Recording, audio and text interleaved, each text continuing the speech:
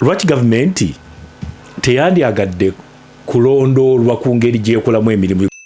Ekizibu kya mukulu Museveni is mass awareness. Kyatya atya mass consciousness and mass awareness and mass consciousness in descent.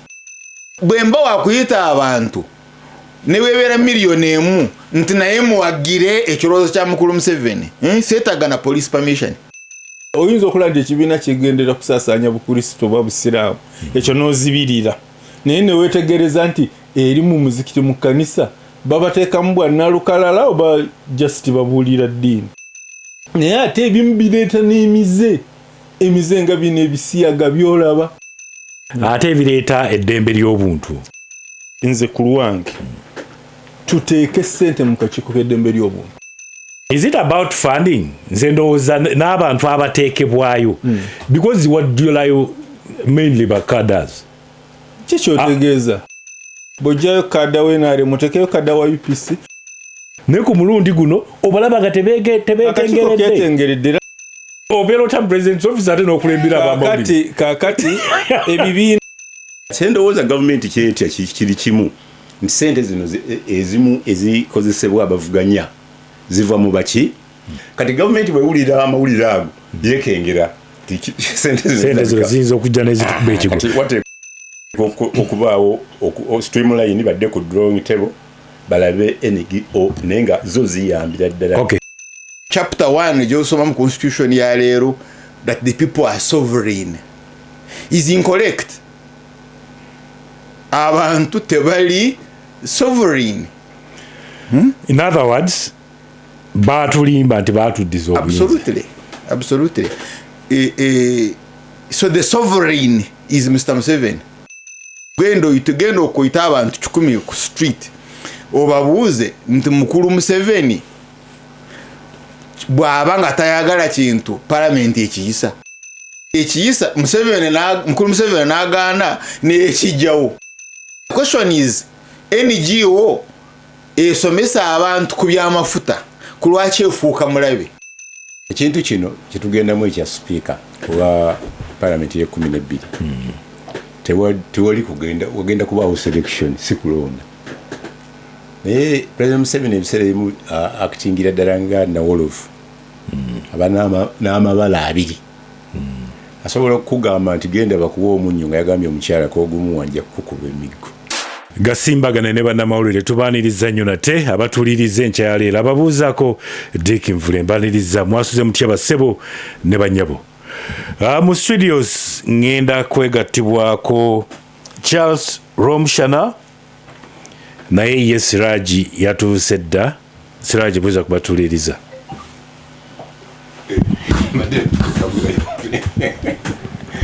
Abatuuliriza yonna gye muli mbalamusizaako nnyo abafunye ebizibu musabe Katonda abibavuunuse abeetegekera Easter nammwe munywere n'abafuniddemu mu ngeri y'enjawulo mukulu Mivule nsaba kintu kimu bannagasimbagane ku Lwomukaaga inshallah nga bamuwala wange omukulu omulundi ogwokubiri. Omulundi oluli wagaba ono omulala oba n'anobayo kati mugaba wala. Ate ekyo kibi omwana tewamutuuza. Obukatoliki tebuliimu nti bw'olifaawo olifiira balemagana. Obukatoliki obusiraamu tebuliimu nti mutumbe kati bwangamba nti ebisiwulirirayo mirembe n'omwami n'agamba nti ndi mwetegefu ne baawukana ngamba ndeeta omuntu kati abagasimbaganye basaba simanyi oba ekyo Romshana kinaamusanyusa kwambala mitega nso era mujje muli emmere mu kiti Ematugga ku Lwomukaaga pozi kamala okubuulira Charles wotabadde Siraji ava kututegeeza wano Mbadde tubadde tunatu kale agambye eki anyway atusaba nti omwana gwe yagaba emabega kaawo yanobye gye yali yamugaba kakati agenda mufunira omwami omulala asinze mufunira yefunidde omwami omulala era atuyita tuddeyo wegamba tunabira muku labana bakatoliki batukesha nibidema anyway but on a more serious note sebo tweyanziza kakati ekyokubiri kujja nsiima abantu ab'enjawulo abakulirwa tumusiime Godfrey yali eyo mu UAE nenga ali based in Kenya n'abalala kano Kitanda n'abalala dokita abanyambyeko okomyawo omukyala wange mu ntalo gy'abadde e Saudi Arabia muto so n'atuuka Entebbe awo mukama wange Senfuka we yamupiikinze n'amutuusa we mwagala mbebaza mwakoze era kumukola asuubira okubaako ayinza obutabaawo si yazaala omwana nowakyalisibwa omusana gwe yannyambako nampaayo nusu 5 naye ajja kubaako Weinstein era byakola 5 ebya dola oba shiringi si 5 babimpa 2 ne honale omwali eyo oli yampa 2 ono nampa 5 naye byakola kubanga bizadde bibala bingi naye mu Bible waliwo omusajja omukyala eyawaayo peesa era Katonda yamulabanga nti yali awadde ekintu kya muwendo nnyo okusinga mu mutima ogwo kyali si so ebitaano yes ate nga byagirako n'emikisa Katonda w'amaanyi sooka obuuze ku bantu abatuliza Charles bless God's holy name Katonda w'amaanyi Katonda wakisa point number 1 bitano ezo nazimuwera ku one mu nzikiriza yaffe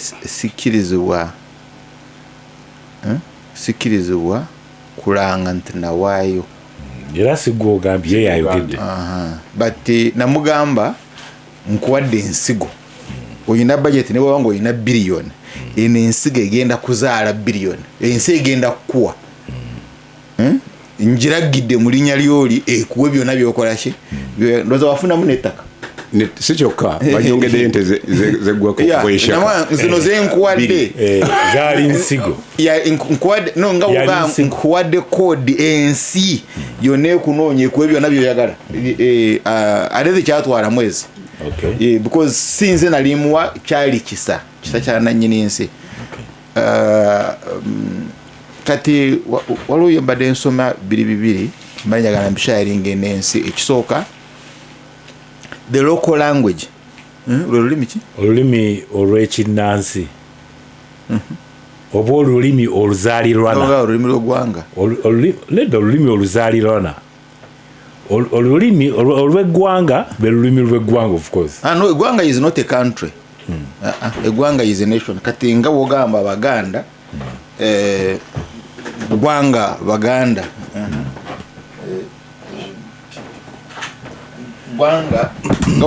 Gwanga Buganda so olulimi lwammwe Luganda so olulimi lw'eggwanga kati olulimi lwa Sitaani eggwanga liri lya Sitaani olulimi lwayo is lies bulimba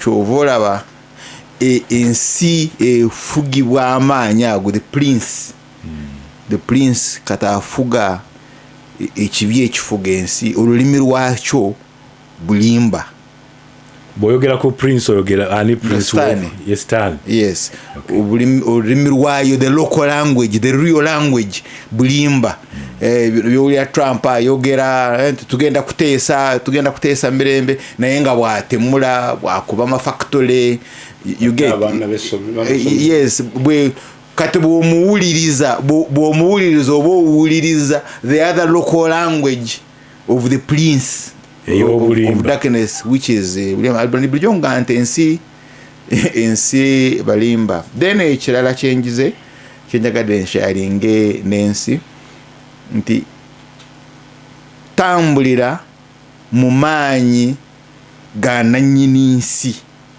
because he is sovereign over everything yakulira buli kimu ye nannyini buli kimu naye ffe twagala tutambulire mu maanyi gaffe butambule nti olinawo ssente bwolaba nga olina ssente nolanga oli mugumu bwolaba nga olina insurance olina obugaga ndi mugumu enkya nja kukola ki kakati bw'oba wakutambulira mu maanyi g'ebiri byonna bikujjako so in other words mbadde nsaba bawuliriza n'ab'emyoyo emirungi siri kubali mukwano abimi emirungi nti zibiri za maaso ojukire ugene mu rugendo je wava kati nganze yaveru enshamola be primary ngiri je wajusoma ngiri je mwasulanga nga mama wagule mmere ye banja you get nga oli mulwale nayanga neze dagala teziriwe ngiri jozo kati wabatambuliranga mu mpologoma n'embogo n'envubu ngiri je wabiwonanga soma fees omute ziriwo then unawotuse rero nga katonda nga mulungi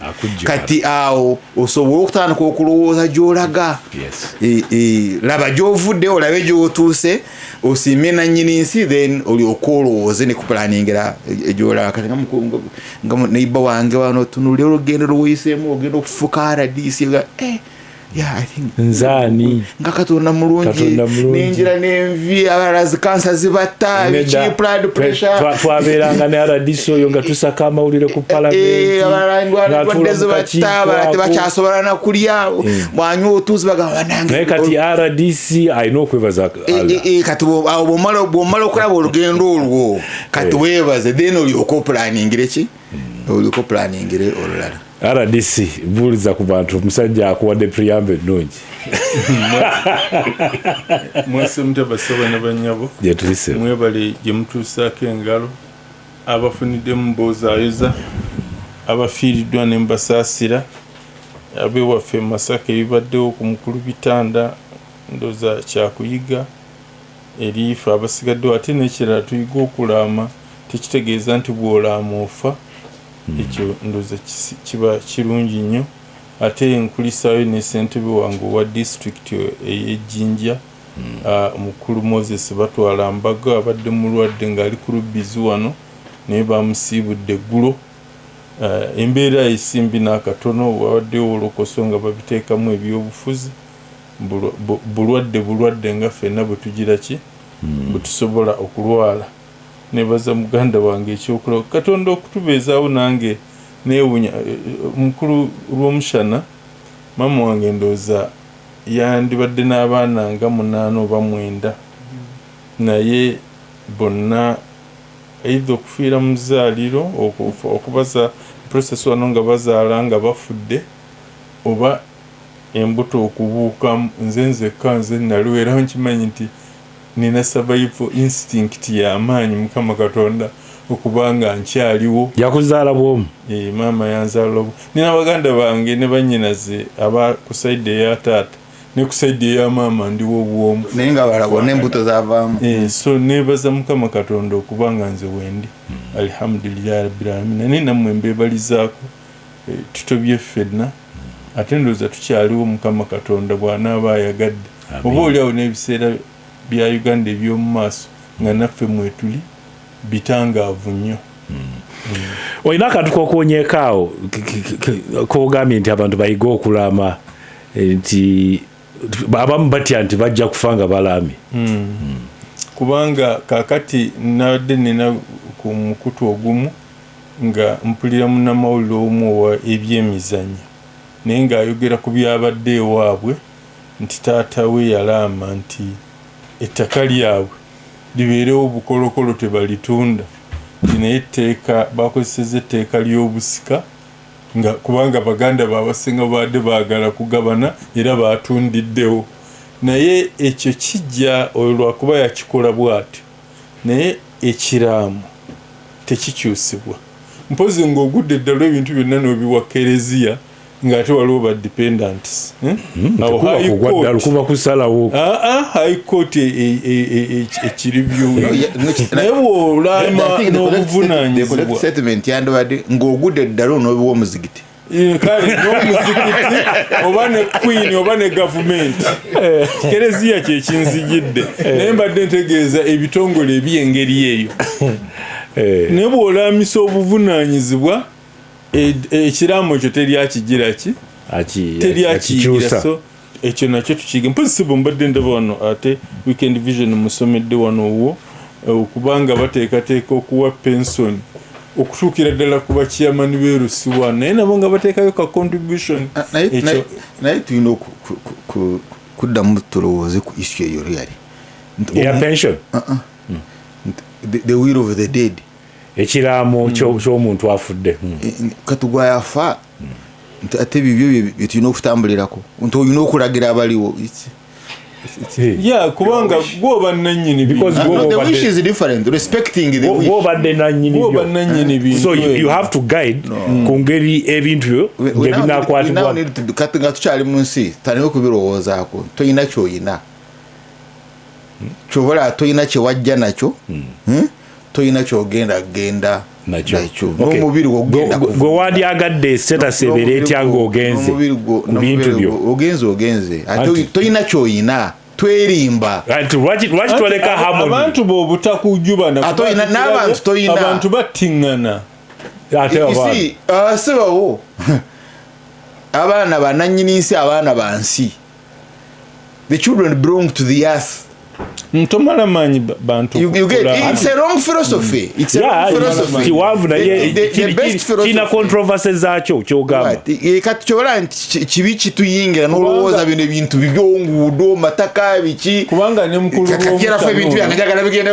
boyina ki what do you have even ne bodde yo teriiwe egenda kuvunda exactly naye anti kiba kirungi oluŋŋamya abantu booleseewo the best is bave mu kibi Kristo omushana njagala muleetera Kristo ne Kristo bwe yali agenda oba bwe yali ateekateka okugenda yeteekateeka n'ategeka abayigiriza be 12 be yalekera abayigirizwa abalala yadde omu yamudisappointi nga yamulyamu oluku ate n'abaako ne gwe yakwata ku mutwe n'aga nti gwe lwazi Peter ono amanyi nti Peter nakati alina omusika waaki wa Petero ati ene given time wabawo omusika waaki wa Petero ekyo kiraga nti togenda bugenzo olina okulekawo embeera engeri gyenaabeera kubanga bayinza omwana muwe knowledge right naye knowledge naye knowledge o training gy'owa omwana si yiye yakukolera abaana balala yakukolera nsi you don't train your kid knowledge gy'omuwa nti mugase no gimuwe kugasa abalala n'abalala bali bawa knowledge bagase that's why you see ojja kuba n'omwana nga yina first class makerere naye ng'ali ku boda ey'omwana w'omunyi w'enjaga ensi gwe taatendeka bulungi amutire ku kkubo so they are all important you see kati bwe tubanga tutunulira ensi that's why abanyaza abajjudde ekibi olowooza ku baana bo gunobbe sente za gavumenti osomesa omwana wo n'omusomesa bulungi n'omuteeka ku luguudo driver n'amuvuga n'amutta because sente ziri ez'okusomesa oli driver wazirya kati olaba owona abalukoledde ki alugendeddemu fakti Namboze honorable yayongerako yakyogera dda nnyo naye omukooti nga luyali okay sorry kijira wagamba nti gwe ne bw'onaawerera abaana bo nga tofudde kuba abaliraano abo bajja obbakola embuto kwegamba nti neneyibahuudu yo gwe omugaggalu omushana girowoozeeko nyongereza ku kyogambye environment eyo gy'olimu ekyo olinga okuba gavumenti yo yeesiiba egamba nti beyagala ku empowering the girl child naye ate neereko omulenzi abagenda okufumbirwa abaana banabwala bumwempawarinze abalenzi balina we baali batuse naye fenna tukkiriza nti ekiseera kituuse ne minisitule yennyini eyagenda ekyogera mukyala mutuuza asiiba akyogera eyo tuveeyo nti ekiseera kituuse tubatambulize wamu omwana omuwala n'omulenzi tuveeyo eyo asiraki njagala otuyise mu mawulire ga wiiki eno mbayisa mu mawulire ga wiiki noonyeza essimu ya Geno tunyefunza okumala wiiki embuze mbale mmanyi mukwano era abamumanyi mu mugambe omusibe Geno birungi Makindi agala mutwala Geno court martial ayagala abe omu ku bashiritizi be kuba Geno yayimirirwa Geno ekyo wanakikola ajja kuba ayambye mawere mu wiiki omusango ogumaze omwaka n'okusoba mu kooti ogw'okutiwa kwa Henry Katanga wiiki eno omulundi ogusoose namwandu yazze ng'akwatiriddwa Mole Katanga n'aweebwa omukisa okwennyonnyolako ku bajulizi abawerako bebazze bamugamba nti yalina omukono mu kufa kwa bba ne bawala be balina omukono mu kukweka obujulizi Samba Boyi n'abalala n'omusawo naawe obujulizi n'agamba ye tattanga ku bba yettabwe si oluvannyuma lw'okumutimpula yagenda okuddamu amagezi nga yesaira n'ebinuubule byalina na biki byava ku kulwana okwo naye agamba yajja amukaabira ebizibu nti abamu babanja tebamusasula omu ku bo yoyo yafa accident waponye mall nti yali ambanja akawubbi kamu n'ekitundu so statement ye yaweddeyo nga balooya be bamugayidinga kati oluddako agenda kuddamu ebibuuzo bibanamusoya ku bigambo byayogedde n'oluvannyuma abawabirwa abawala nabo beewozeeko omusango gufune submissions gufune n'ensala esembayo abeeni embali mu keeteerokeero okugenda mu seeke okugera ku nsonga ya bajeti bamaze babadde mu keetereekerero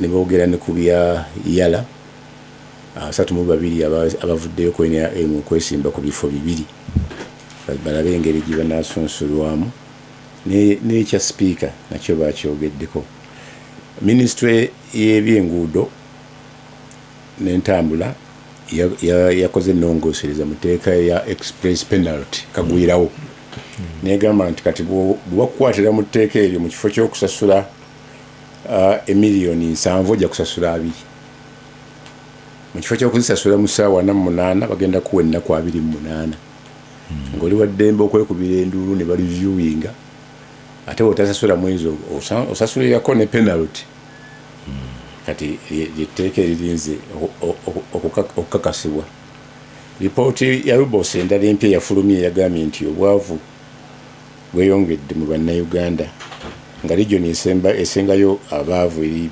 Karamoja bitundu 57 Busoga Nankole basibaganye ku 226 Busoga Nankole Kampala eri ku 8% ne Buganda eri ku 18 n'endala bwetyo bwe biri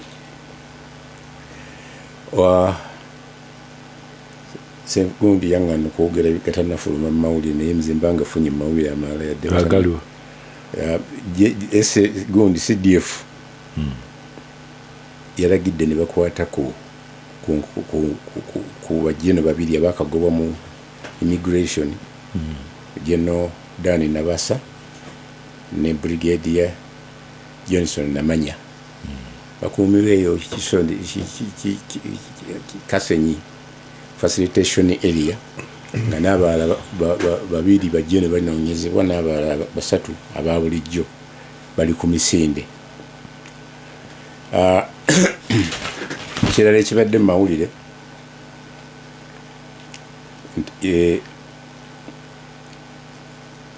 olutalo lw'okulonda sipiika lutemyeteme mu bapiraawo PLU mukulu Gashomba ne munne ow'Emityana bali mu kuyomba mu lwatu abasuubuzi abafiira emaali yaabwe mu kikuubo gavumenti yasazeewo ebawe biliyoni 22 n'ebasaba baleme kwekalakaasa olw'amatabo gano amalala ng'egamba nti nabo ebalowoozaako era ejja kukola ekisoboka erabe ng'ebataasa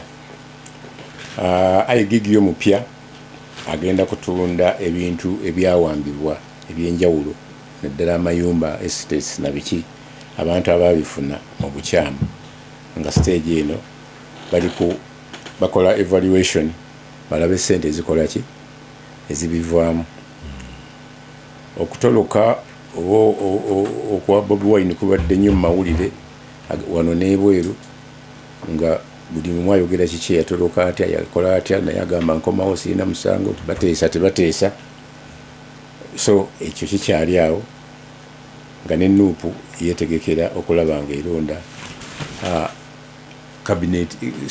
cabinet yaayo Lord Mayor omupya engineer bali mwezo naye ali mu kaweefube okulaba nga afuna deputy we n'okulaba nga balonda speaker ku KCC.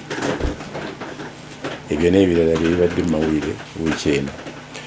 Okay, NGOs kyekubidde enduulu engeri gye baaziggalawo mu kooti ya East Africa, balabe engeri gye balaba gyebazigenda ne gavumenti egamba nti teyejjusa okubanga ekyaggaddewo Facebook kubanga yalina ebizibu bingi. Okay, actually omulamwa gwaffe gwe tugenda okubaganyako ebirowoozo guli ezimu ku nsonga ezo zeyogeddeko naddala eya NGO World. Tulaba nti olunaku lweggulo omukulembeze w'eggwanga yasisinkanye akabondo kababaka bava mu NRM. Oyogedde ku nsonga ze batuuseeko oba byebadde bagenda okutunula ebya budget.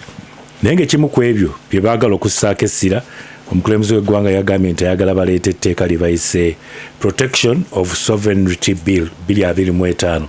Ng'etteeka lino ligenderera okulaba nti abantu foreign countries amawanga g'ebweru tegeeyingiza mu byabufuzi byaffe naddala mu kuvujjirira ensimbi ebitongole oba ebibiina nga bya NGOs, okulaba nti sente ezo tezijja.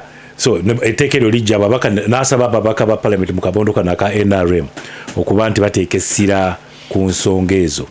Awo wennyini we njagala tujje omulamwa gwaffe nga twagala okutunuulira etteeka lino erya sovereignty Protection of Sovereignty Bill 2025 nti okugezako okulaba nti amawanga g'ebweru, gavumenti ezeegamba nti amawanga g'ebweru gayitiriza okweyingiza mu nsonga za Uganda.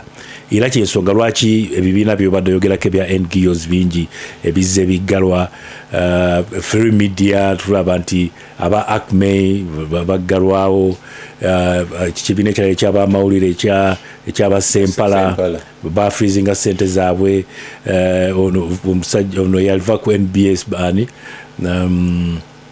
Basara Birete, Julius Serwanja, byonna ebyo naye nga biva kuba nti gavumenti egezaako okulaba nti ekugira ssente ezo. Oba oliawo gavumenti eri badde ejja yeemulugunya nti balina engeri gyabadde bajja bayambako ab'opposition mu bintu bano aba agra byonna in other words NGO World egenda kubanga efunye obuzibu befunye obuzibu. So etteeka lino bwe lijja kyetwagala okwebuuza gwe musumaali ogusembayo gavumenti gwekomeredde mu human rights beekweka nnyo, gavumenti egamba nti beekweka nnyo mu ddembe ly'obuntu naye nga actually bali mu kuyingira mu nsonga za byabufuzi mu ggwanga. RDC katandike naawe engeri eno gyava okwanjula amawulire, katandike naawe ku nsonga eno.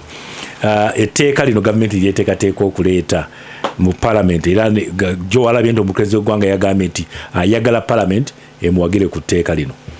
Webalenyuse nange nakirabye ku mawulire ekawungeezi oba ekiro sikiina mbujjuvu nnyo naye kyensobola okutegeeza nti ensi eyeefuga erina okuba n'obujja ku bwetwaze bwayo kubanga singa tebanabujja ku bwetwaze bwayo efuuka omugenzi Kwame Nkrumah kye yayita neocolony.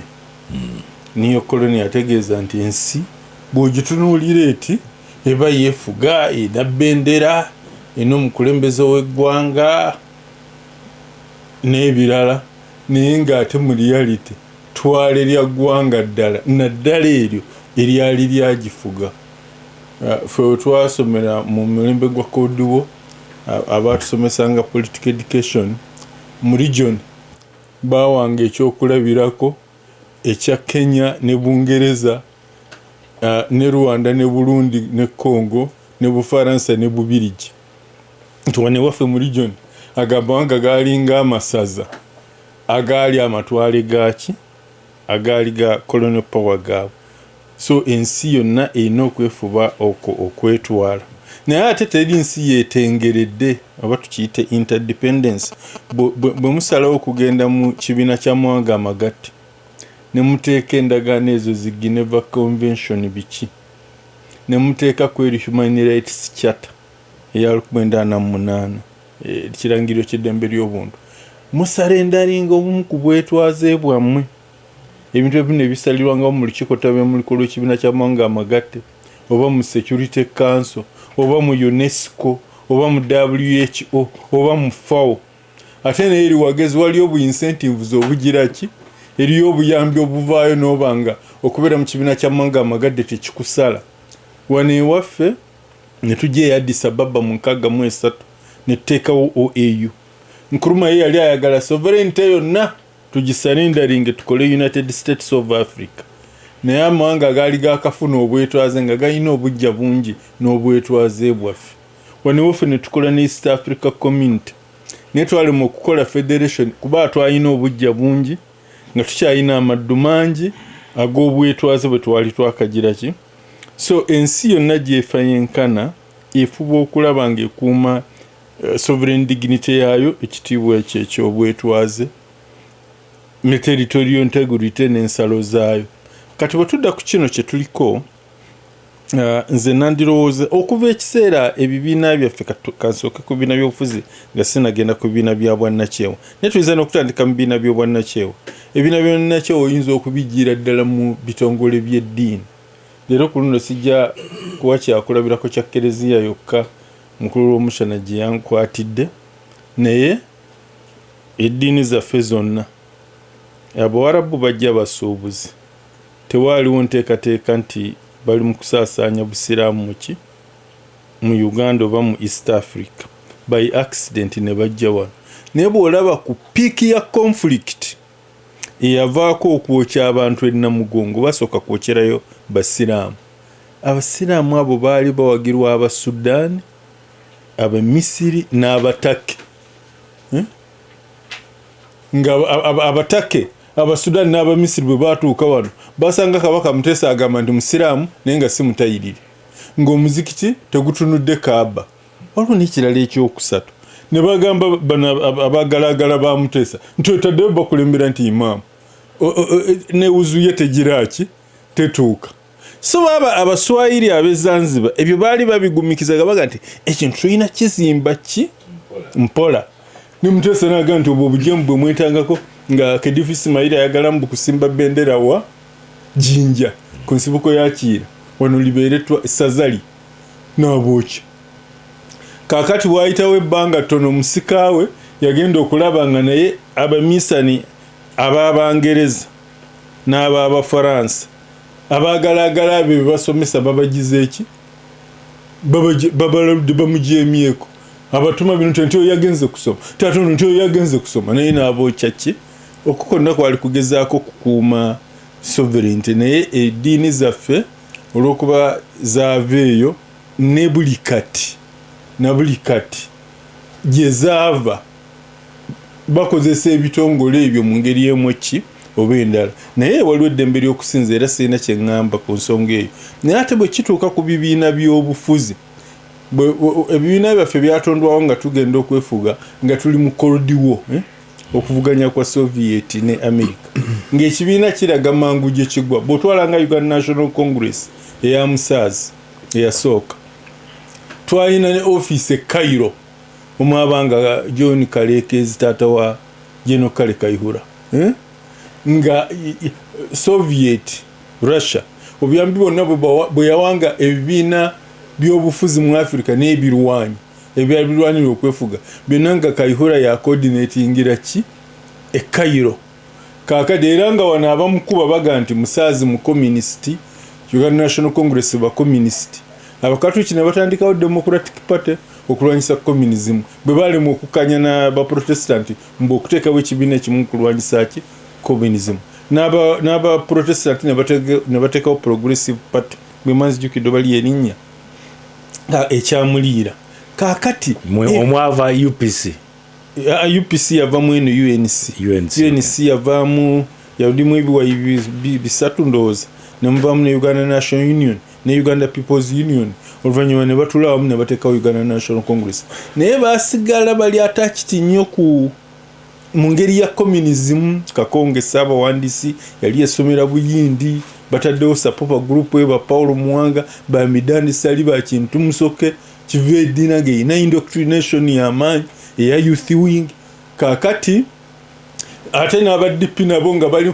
Conrad Adenauer e Germany baagala democracy bwali e Germany federal bweri e Germany obitransparenting obirete muki obirete mu Uganda era DP bwegenda mu kibiina ekya International Korean Democrats International mu myaka gy'ekinaana eyali vice president wa UPC Paulo Mwanga yatuuza olukuŋŋaana lw'abannamawulire nagasemogerera atunze ensi ensi eyaffe yakintabuli mu ddiini naki kati ensi agitutte muki mu mawanga amakristaayo oba amakristo oba amakatoliki kakati nesemogere n'amuddiza n'agamba ekyo si kituufu kakati Amini yatutwala mu kibiina ekigatta amawanga amasiraamu tulina benefits ze tujjayo tekitegeeza nti twafuuka baki naye byonna abo bonna gye tugenda balina engeri gye basigala nga batukozesa okuindoctrinatinga kakati bano bwe bali musiye balina kye bataamaliriza ku kya foreign funding ebibiina bino ebyofuzi oba abeesimbyewo mu byobufuzi tebasobola kujja buyambi bweru kubanga ne bwe twali mu ntalo z'okwenunula twafunanga obuyambi ki obuyambi ebweru olumu Tanzania yatuyamba netugirawo Amini naye nga naye agenda yaayo yakuzza obote tetuwafunamu asaki ate twaluddamu ne tuliira musaayi luweero okwenunula kakati eventually ne baga nti ebibiina by'obufuzi gavumenti ebifandingenga kwana biri ebibiina by'obwannakyewa ebyo Conrad Adenauer Foundation kiri kinakyo yani ekyo kyekya DP kyekyali ne DP ne Frederick Ebert Foundation ekyali ne UPC ndoze ennaku zino kirina NRM amaanyi gaabyo gakendeera nabye sente ezimu bizijja mu gavumenti mbawibwa omusolo abaaki abiri Germany nibaga ffe abawibwa omusolo abaawano tufandinga ebibiina byaffe n'olwokuba ebibiina byaffe nga ebimu brief case ndowooza ne basalawo nti ekibiina kiri serious kyekirina ababaka muki mu parliament tuteeke nnyo amaanyi okufandinga ebibiina byaffe then tetujja kugamba nti tetusobola kujja buyambi bweru obuyambi ku side y'ebibiina by'obufuzi bugire mu iPod bugire mu kitole tumanye nti iPod yajja obuyambi mu Frederick Ebert yajja obuyambi mu Conrad Adenauer yajja obuyambi mu Congress y'Ebuyindi UPC ekazanyizangayo nnyo oba NRM ekolagana ennyo ne ANC ne CCM obuyambi bugire wamu ekyo kijja kusingako naye bakigaana wano omukulembeze tebabikiriza kukola mobilization anti nambi iPod yebe ekikola bikikolerenga wamu oba oli awo olule kiyinza oba zibeereko omutemwa naye kati zino ze twogerako va kwezi ez'ebibiina badde sinatuuka ku bwannakyewa kale kakati njagala okusembayo ebibiina by'obwannakyewa ebibiina by'obwannakyewa ebyo ebisinga obungi bagamba nti teri ayamba awatali kigendererwa ebibiina ebyo nabyo biba n'agenda zaabwe ebibiina ebimu biri so naked ng'agenda oyinza okulaba nti ekibiina kigendera kusaasaanya bukrisitu oba busiraamu ekyo n'ozibirira naye ne weetegereza nti eri mu muzikiti mu kkanisa babateekamu bwannalukalala oba just babuulira ddiini ekyo ebitongole by'ebyokweninda bimanyi bwe bikikola naye ate ebimu bireeta n'emize nga bino ebisiyaga byolaba bijjira mu bibiina eby'engeri eyo kakati ebyo bistopping ate bireeta eddembe ly'obuntu kakati n'ekyeddembe ly'obuntu nakyo kiddeyo ku kiri ng'ekyebiina ne freedom of expression free media nze ku lwange tuteeke ssente mu kakiiko k'eddembe ly'obuntu akakiiko k'eddembe ly'obuntu bano ke basaawo mu ssemateeka abasiye tekali funded bukya kabeerawo kimala era kabeera kakaaba. Is it about funding?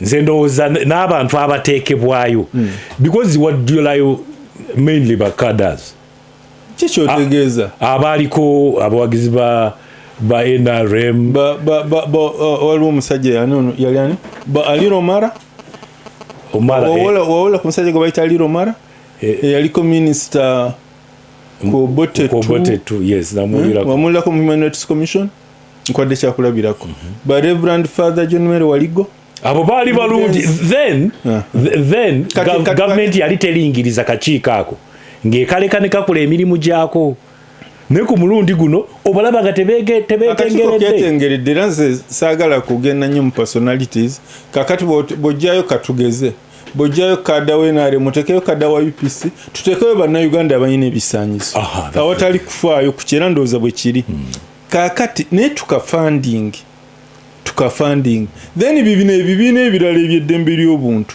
bino ebibiina ebirala eby'eddembe ly'obuntu waliwo NGO board ndowooza mu buli district mweri naye waliwo neyeggwanga lyonna National NBO board, yes. ndowooza esobola okulingiriza ku ngeri ebibiina ebyo gye bifunamu ssente anti ye yalingiriza nekola report nekola recommendation nti ebibiina ebyo bafreezing account zaabyo oba ebirala birekerwawo n'okuweebwa era ndowooza bye bafreezinga baba bazudde nga birina obuzibu so tetuyinza kubeera awo nga tuli open.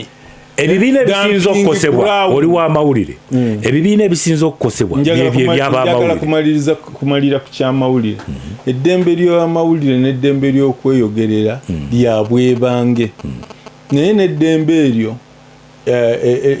liri part of eddembe lyonna terisobola kukolera mu isolation kati eddembe eggwanga bwe libeeramu eddembe ng'abantu baddembe okwogera abantu baddembe okulonda abantu baddembe so si license nayo okuyinjalinga abala olwaga eddembe lyange okukuba oluyi eddembe lyange okutambulira ku ddyo no eddembe nalyo libaako n'amateeka libaako ne weerikoma kaakati eri eddembe era nalyo tulinywereze nnyo tusooke tulinywereze omuffe nasanyuse bwe nalabye minisita bali omu nsi bwe yabadde ng'atuuza Sseekaggala omujja wa media center n'agamba nti kabineeti yamuwadde obuyinza okuggalawo emikutu gy'amawulire egitasasula ki bakozi eddembe gye litandika okufiibwa bali omu nsi wa media center bali omu ministry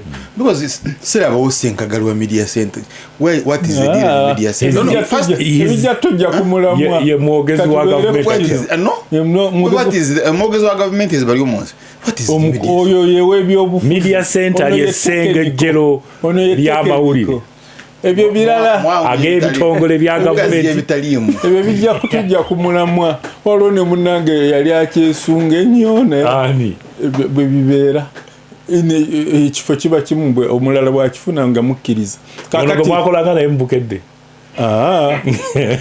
so yo oli kyemanyi ne ku programu kuno agiwuliriza kwali sinagana n'oli omulala goge etagiwuliriza naye kikyembadde ngezaako okugamba nti nno eddembe ly'amawulire liviira ddala ku bakakaalukanyi b'ebyamawulire nga ggwe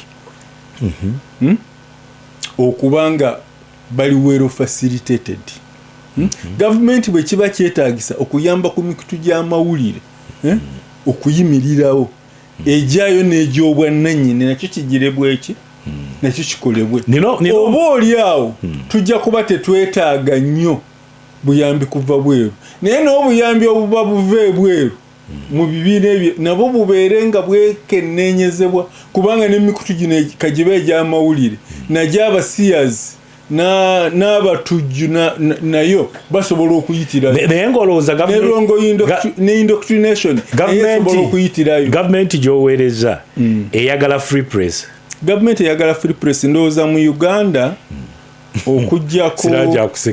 okujjako mu biseera bya gavumenti ya UNLF lwe nalaba wano empapula eza buli ngeri naye ku binaayiisa naye ekyakijjawo kyali nti ng'emitwe gyagyo egibeerako buli lunaku wali basse 10 wali basse 7 wali amagye gasse bano kugamba eddembe ly'amawulire liri nage nti libeera mu isolation naye nga baali tebabasse banti babanga babasse eddembe ly'amawulire tewaali kubanga ensi teyaliimu mirembe kyengezaako okugamba naye kati eddembe ly'amawulire weeriri kubanga ensi erimu ki buli muntu waddembe okukola kyayagala buli muntu waddembe okukola bizinesi eddembe ly'amawulire muntu waddembe okwogera kyagala nga ne bwe tulo twogera wano obulimba ne tusiiga abantu enzira abatasobola nakwewozaako wano mu studios ate ne tugenda ne tuyina eddembe lyogerako ery'amawulire ne batatukwata ebitongole ebyagwaddwawo gavumenti ebimu ku byo nga bikola amawulire nga kyomanye kya ACME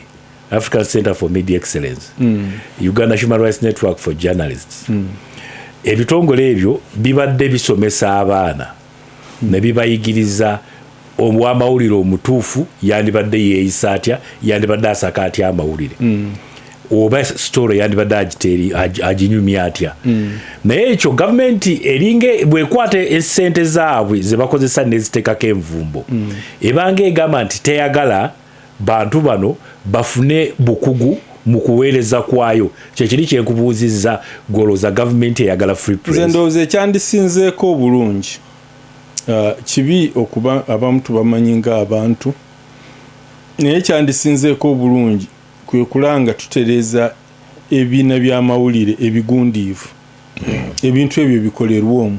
Ekibiina nga Uganda Journalists Association, ekibiina ekyo kyafa. Ate gwe waliko ne president tonganya oyagala kufuuka mwami kibazo. Nedda twagala gwe lwobeerawo wabeewo enjawulo. Ekibiina nga Uganda Journalists Association oba kirina obuzibu tukirongoose. Ekibiina nga Uganda Journalists Union si ya trade union y'abamawulire, bwe kiba kirina obuzibu naye juzi kyafuna omukulembeze ndabye asitukidde mu giya nene Evelyn Naluleyes eyali wa New Vision naye ndowooza era akyaliyo ne PPU yavaayo ali mu president's office. Kaakati obeera otya mu president's office ate n'okulembera abamawulire. Kaakati ebibiina luli twalinawo Uganda Journalists Safety Committee twalina n'ennuju eyo mwagi wakanya gwagiwana era sijogeddeeko ebintu nnuju bye twali twagala ekole. Tusobola okugogola wujja ne tubikoleramu. Ekyo ndowooza kyekisingako obulungi okusinga okubeera ne bu private organizations abalabe bwe bayinza okukozesa mu ngeri emu. Naye ekisinga obukulu eddembe ly'amawulire, eddembe ly'okwogera, eddembe ly'okutaakaka mu Uganda bwe liri lyetaaga twongere bwongezi ng'abataakaka babasiba. Ate twagala si layisinsi yakulumya sinziire wano nvume siraaje nga taliiwo nti kubanga ddembe ly'amawulire ng'olumu lyetasobola kujja wano talina mukisa yono siraaje alina omukisa wano naye waliwo abataguyina. In fact mu patriotism mu kwagala eggwanga ate tuli mu haigia nene kati ffe mu Busoga twakitandiseeko ddala mbaana abeesu wano NS5 n'eddembe ly'amawulire eryo n'okutaakaka byonna ebyo tubiteeka. Bannayuganda bamanye responsible obuvunaanyizibwa bwabwe mu kukozesa eddembe lyabwe nga n'ery'amawulire n'okutaakaka mweriri. Katuveeko mu Bulango bwe nkomawo nja kudda ne Siraj za kudakiika zino 12 ezibalayo kwera essaawa 5 tuli mu programu Gasimbaga ne bannamawulire. Siraj, guno gwe musumaali gwa gavumenti ogukomeredde ogumalawo NGOs oba ebibiina ebyakinakyewa gavumenti byerowooza nti birina abasekettereza abava ebweru nga bayita mu bibiina bino okugezaako okugirwanyisa. Ekirala lwaki gavumenti teyandyagadde kulondoolwa ku ngeri gyekolamu emirimu, because ebimu ku bintu ebino ebibiina byebikola kutunuulira enkola za gavumenti. Bw'ogenderera gavumenti n'ebibiina ebirwanira eddembe ly'obuntu embiranye bagifuna nnyo mu biseera bya kulonda byokka. Awalala tejja era bikola. Oyinza n'okulaba nga oluvannyuma lw'okulayira pulezidenti agamba nti muddeeyo mukole ne mugende bwe buti. Incidentally baga nti bagala kubafandinga naye ate okubafandinga ebibiina ebisinga biri funded by other people, other players, nga tebyagala kubeera compromised. Bw'osoma bw'otunuulira ebyafaayo by'ebibiina ebyajja kusooka nze nasooka kumanya FIDA ng'erimu bakadde agaabo ekibiina ky'aba lawyers abakyala nga balwanirira nnyo eddembe ly'obukyala batuuka ekiseera ate ne banyigiriza nnyo abaami n'abaami ne banoonya ekkubo eddala ery'okwetaasa nga omwami waabwe omukyala waabwe bagitwala nga gospel truth angobye abankoweza talina paka amateeka bwe gazze geeyubula. Kakati ekiseera kyatuuka gavumenti nayo neteekawo ekyayo Uganda Human Rights Commission nga kikulirwa Margaret Sekajja nga kikavalinga nnyo nga Sekajja afuna feeds ku cases zibamuleetedde nga afuna feed kuva mu ez'ebweru ne zimuwa nti eyo case tugirindako mutale yakola kino asimula emirambo egindi yakola bwati ne bafuna information ebayamba okusalawo kwabwe. Kyatuuka ekiseera nga ne bakomishona abamu ate balwana bokka balwanira muli mu commission olwa reports nga bacontradictinga ku reports baba bafulumiza ekyo kyokka Mariam Wangadya kati chairperson wa Uganda Human Rights Commission yaliko commissioner nga tanagenda mu office ya Igigi nga a confronting ne mujja we Uthman Kulsum Wangadya bombi bali bannamwandu wa Wangadya nga balina property gibalwanira Embale ne bagituusa mu mawulire ne bagituusa ewa Kayihura n'agoba oyo omukyala mu poliisi mujjawe ne Nwana nga munyamba ne mufacilitating nga Kayihura n'amukola ki n'amukomyawo naye ng'oli akola ki amulwana nga ti omu ku balwanirira eddembe lyaki ly'obuntu tebasula wamu tebakyalina musajja gwe basharinga naye ng'entalo ziri mu kooti na mu mawulire kaakati bw'ova ku ekyo ebibiina byonna ebizzeewo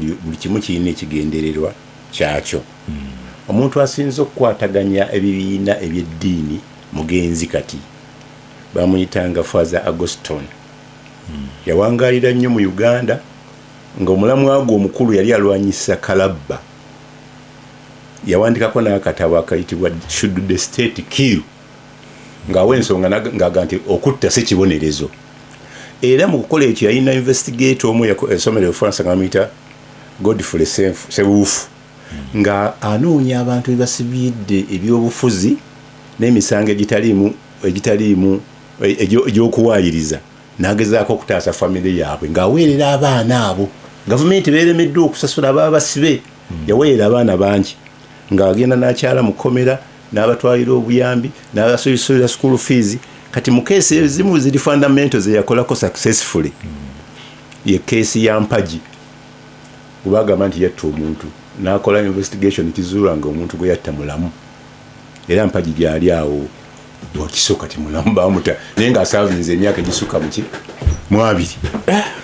so NGO ziyamba ku musango gwa Cookie Davinda ogwokutta mukyala we yes abakyala bavaayo ne beekalakaasa ne balaga nti omuntu balumiddwa nnyo ne bakwata Davinda ne bakwata ne Cookie ne bagulako ogw'obutemu kooti ne basingisa omusango ogwo Father Agoston ng'ayita musewufu n'akola investigations n'azuula nti Davinda teyatta ki mukyala we agenda okufulumya ripooti ng'omusango guli mu Supreme Court agiwaayo Chief Justice n'amugamba obujulizi butuufu naye tetukyasobola kufuna bujulizi bupya kye tusobola okukola kulikomendinga mu board president yasonyiwe Cookie ng'akozesa prerogative of mercy era yamusonyiwa naye Davinda bamuteera ku court of appeal kubanga high court ng'emu convict nze bakoze appeal bagenda okuzuula nga Davinda teyalinnyako obattira Cookie ku Martin Road wabula muganda we Cookie yamukubira essimu genda ompitire Dr. Patero mukazi wange afa bagenda okujja ne Patero Dr. n'apronouncing omukazi nti yafudde ddo obuzibu bwa Cookie ayagala okwokya omulambo nga tebanakola postmortem report kati chairman w'abayindi najja n'ayingirawo ne bakwata omusajja aleme kwokya mulambo bamala okukola postmortem report okubuuliza kwa Father Agoston kuzuula nti omukazi ono bamusiigako omusaayi ne balaga nti yakubiddwa nnyo yakoze eki abajulizi bonna abaawa obujulizi kwaliko omu eyewitness bamuyitanga Bintu oyo nga yali mu wheelchair nga mulema yalimu ng'olutalo olukola ki kati Bintu ne bamukuba omukono ne bagumenya ne bagenda Ensambya ntuuka ku Bintu Ensambya hospital nga tayogera bulungi Luzungu n'aŋŋamba nfune omuntu amanyi Gujarati nengenda nnoonya omusajja ono yali azannya omuzannyo Gamal mu life mwattu mu Ebonies nga atunda awo ebintu ku dduuka Ebonies yazannyanga defilement ate era ne bamukwata ne defilement eyo different case naye nze namutwala Ensambya tugenda kutuuka Ensambya nga Bintu bamuddusizaawo kati azannya ebintu ebyo nga ekyamani w'abayindi agala baconvictinge Cookie olw'okuba baali mu bizinesi y'emu ey'okutunda gundi teepu z'ennyimba n'emizannyo na biki kati mu review mu judgment omusanga omugenzi justice yagamba nti there were 3 possible causes of death emu kubo electric shock naye umeme by then neeta report nti ku Martin Road oyo weyafiira 2 weeks white wali ki masanyalaze report ya masanyalaze kubanga ati report bbiri zajja nga ziva mu lago nga zigamba nti yanywa butwa omukazi ng'emu egamba nti obutwa bwe yanywa dozi gye yanywa itesobola kumutta ng'emu egamba nti yali esobola okumutta kati report eyokusatu ng'egamba the woman was battered era ba witness abawuliranga eno balirwana ng'omukazi akaaba owe pu emigo nga givuga naye nga tebaalabako kati bo bagamba nti Bintu yali akola ki yali amukuba investigation ya Father Augustine eraga nti yali akuba mulema ono yamenyeka omukono nga naye omukazi yakaaba omulema n'akola ki kati omukazi olw'okuba ewaabwe mu Buyindi kyakivu okusanga ng'oyenze yagula obutwa n'akola ki n'abwewa n'anywa kati ebyo babizuula nga conviction ebbiri high court ne gundi ekoze eki naye nga Davinda bamuteredde court of appeal kati ogwo gwe mugaso gwa NGOs nziziyingira mbeera ebeesajjuse kati nekyaba naffe muganda waffe ono Sempala agezezaako nnyo okutraininga agezeza nnyo okuyamba abantu ba victims n'abagulira ne balooya nze niwabwine wankuba eriiso wano ku State gundi yampe sente nga ne observer tenampa nengenda mu ddwaliro nanzijanjaba naagezaako okulaba nga tukola service nenfuna Isaac akole pro bono ne batuyita Isaac nakwatagana na Wine ne bakola omusango expert ne bangamba ate nze nsasule ne Wine nga nze eriiso lyange lifudde terikyalaba anyamba ogenda okulikolako yali sejjusa ne tinyifu ne tumukunde e Nairobi ntuukayo nga wano bangamba eriiso ekyuma ky'emulago eriiso lyange eryakonfu n'ekyuma ekyabwe ekyatikono kifu ne bansindika nemiremera nga ati awo zereeti eriiso linto weyongere Nairobi sejjusa nga ayiranda nanga nti genda ku ddwaliro bweyiti Kampala International bangamba musawo gwogenda okusanga taliiwo okutuukayo nkeera nga musajja munnauganda agamba siraaje nze ngenda okukolako konzi lwaki tokolera mu Uganda nti amusasula obusente butono kati olaba omugaso gwa Sempala ne NGOs yes waba waliwo NGO ezikola kika kasaba ziwa lances annually bagambe gwe gundi wakola kino naye sikola blanket block-out kuzonna nabaddeko naliko Kenya mu mwezi oguwedde ngenza okulaba engeri gyenkomyewo omukyala wange nensangayo munnayuganda nga alinayo NGO bagiyita African Injustice Victim Legal Aid for Survivors agenda okumpitiramu byakola nga abasibe abawejjere abasibiddwa ne balemu okuwa sente za court fines emitwalo 10 nga asasulidde 10,300 ne babata abasibe abo abamanyi abalina skills n'abatwala ku faamu zaabwe eza NG ne balima ne bafuna income kati otolowooza nti gavumenti esobola okukola services zonna ku kintu ekyo omwami oyo ne musikiriza nanga nti sisobola kujja mu Uganda naye ngenda kugamba munnayuganda muwala wange ajja ateeka amakanda wa so bufuna amawulire nti ate NG gobazigoba oyo asobola okutwala services eki mu mawanga awala kyendowooza gavumenti kyetya kiri kimu nti sente zino ezimu ezikozesebwa abavuganya ziva mu baki nga buwalabyo ne yabawaabidde ngenda kufuna sente ngende ntambule ku kyalo ngenda zijja bweru waliwo ne natwala ne bafuna sente ne batazikoze ne bazirya buli kati gavumenti bwewulira amawulire ago yekengera sente zino ziyinza okujja nezitukuba ekigo wateeka okubaawo streamline badde ku drawing table balabe NGO naye nga zo ziyambira ddala okay njagala kujjayo Romushene naye nga sinajja ngenda kusooka nveeko mu Bulango wabula nga sinagenda mu Bulango wano waliwo akuwadde message abamita Muhammad Dakaba agambye ngambira Siraaje nti mu Busiraamu omuwala tumugaba omulundi gumu wadde nga ayinza okufumbirwa emirundi egiwera 10 mu bufumbo obw'enjawulo so kyagamba gwasooka kyaggwa naye alina rights ze ng'omuntu nabbi yawasaba namwandu era babamuwanga kabiri zezakaita ku ssaawa 5 tuli mu program gasimbaga ne bannamawulire Charles njagala kujjako ewo regarding ensonga za NGOs ne gavumenti okuteeka envumbo ku ssente zaazo n'ezimu okuziggala nga bagamba nti ziseketerera gavumenti n'ekirala okuba nti baleete Secretary of Government is incorrect. But anyway. Neda kale zigiriira muli enjawulo yeno byonna kyenkana kyekimu okuba nti zifuna obuyambi ne zeefuula ezikola ku buyambi obwo naye nga actually zikola underground okulemesa gavumenti kwe kuseketerera kyekozesezza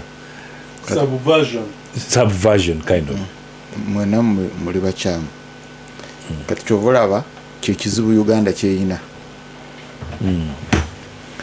tosobola kukola ddagala kuwaayo eddagala nga totegedde bulwadde.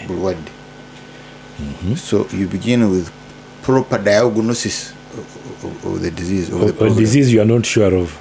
So kutegeera obulwadde then olyoke olabe eddagala lyogira.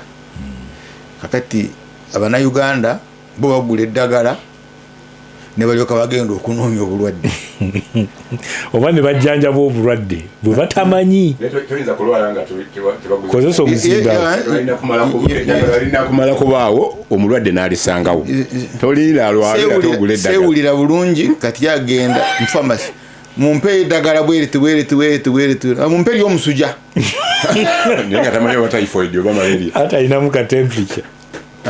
Kakati then bw'amala okuligula kale kangende nkebeze kati nakebeza. So Uganda kati bwetyo bweri.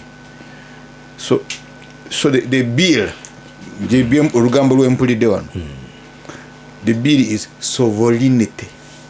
So twandisoose nakumanya sovereignty kitegeeza ki? So sovereignty kitegeeza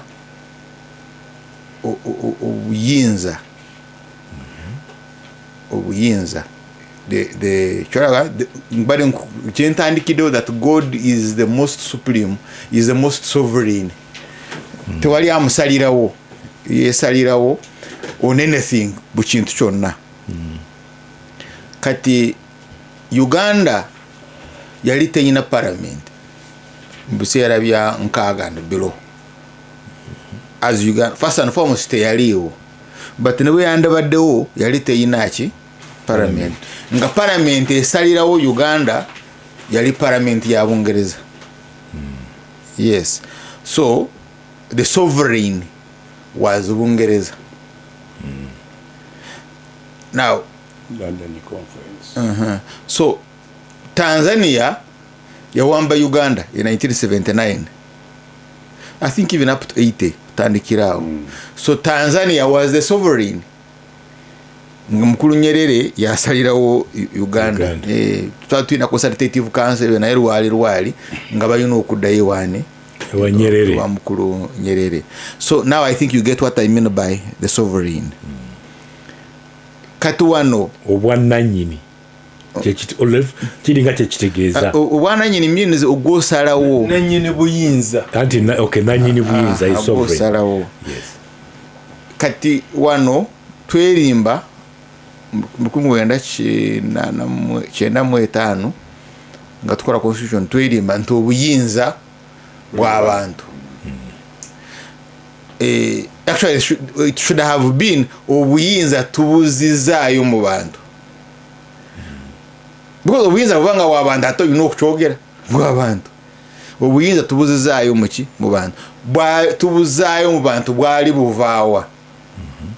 Obuyinza bwali buva mu NRA pozi yabuwamba in 1986. Obuyinza bwati yabuwamba mu nkaaga mukulu lw'omushana.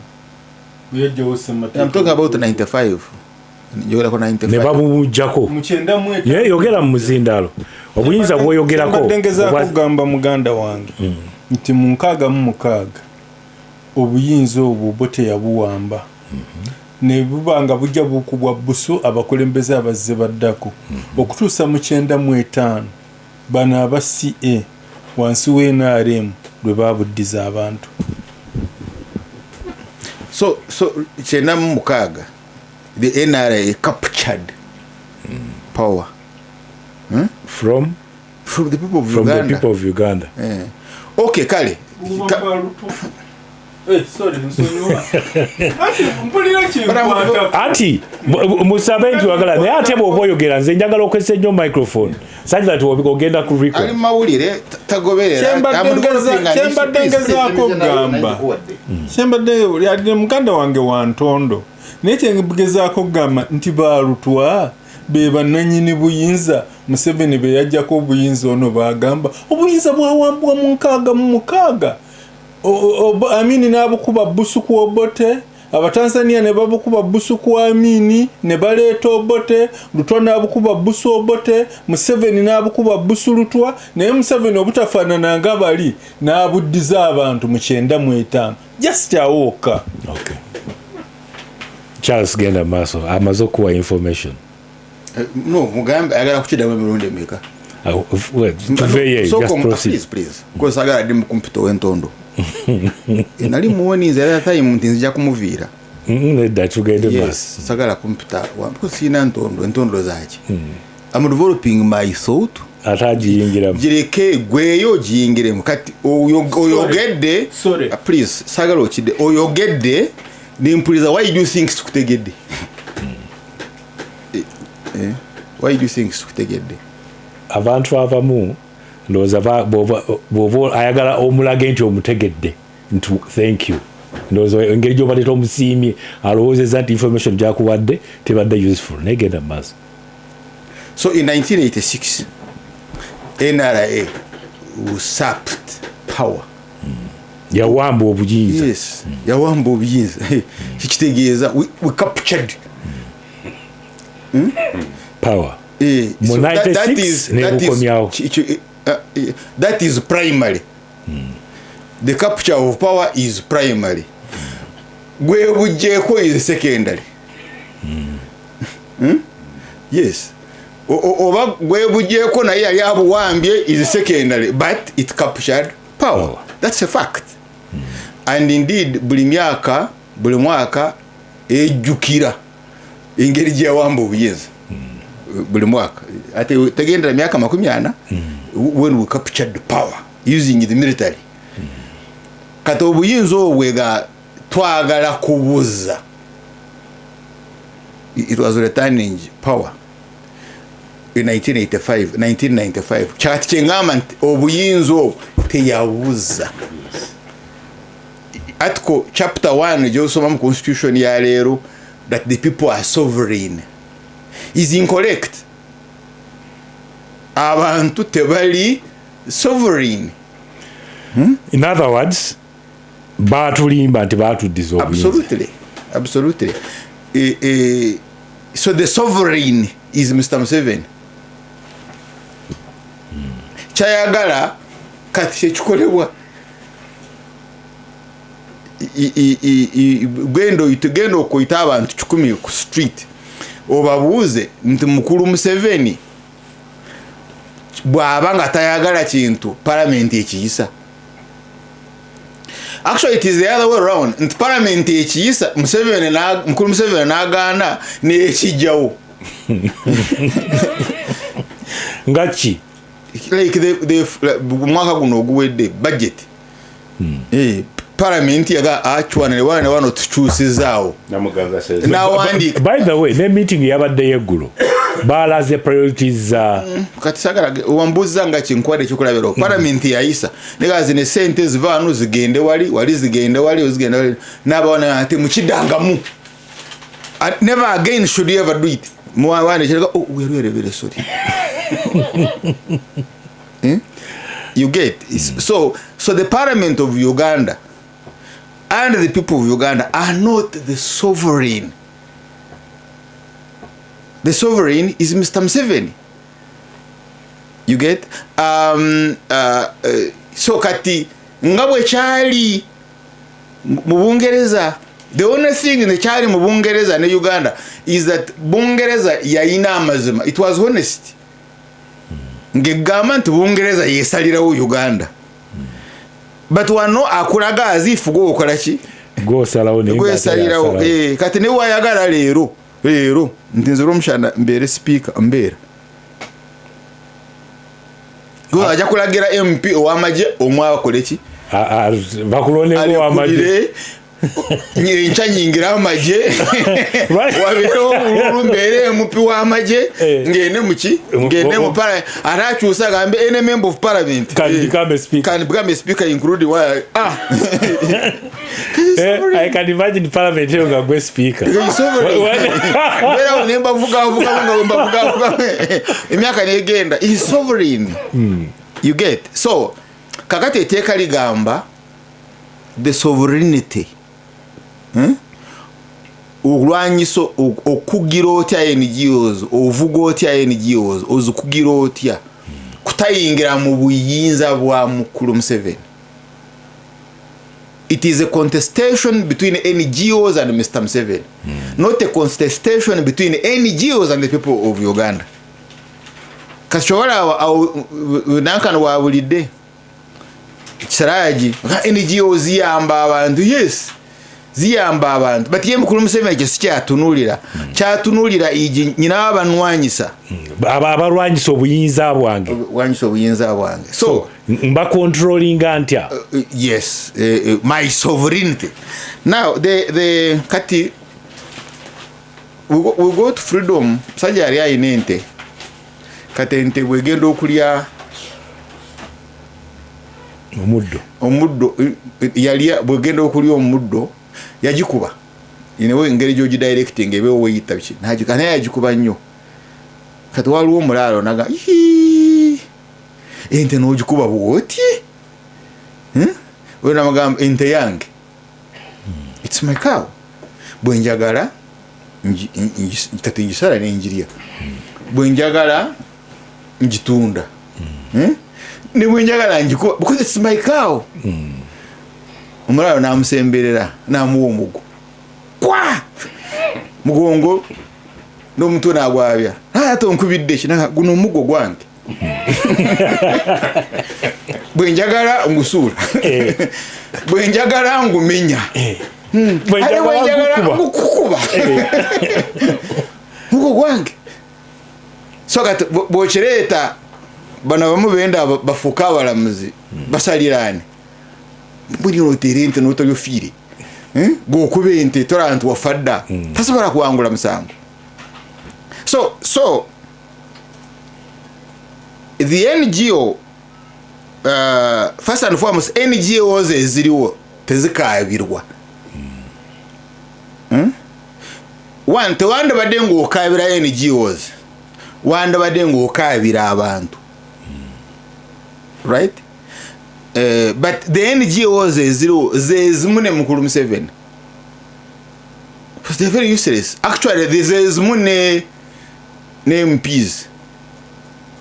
MP afune moroka afune omusala okay average $1 million but atina bamugula $5 million.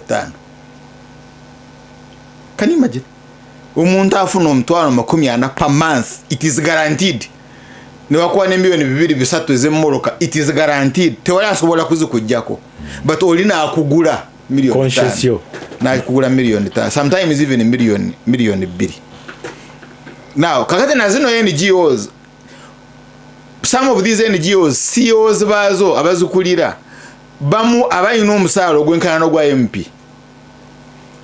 moloka javuga eringa ya minister but omulimo gwe gwakugenda mu kyalo anonyereze oba borehole is what nayikondo oba nayikondo ekola abulira abantu nti mwali muyina okufuna nayikondo wano naye sente ezo chairman wa RCC yaziri only bwimugago mulimo gwe kati ye nagenda nakizuula nti nayikondo teriiwo right nagamba chairman wa RCC sente naga sente naziriya kati nkuwandikire iki kampani ke report nti nayikondo wagiteekawo. You get, they sell their souls.